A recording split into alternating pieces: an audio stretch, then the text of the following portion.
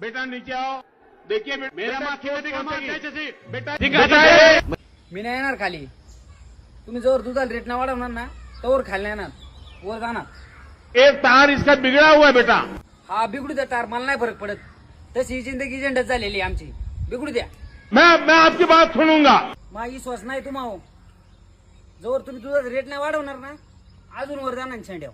हा बघा, पर short circuit है बेटा. हा हा राहून द्या शॉर्ट सर्किट, मला नाही काय फरक पडत.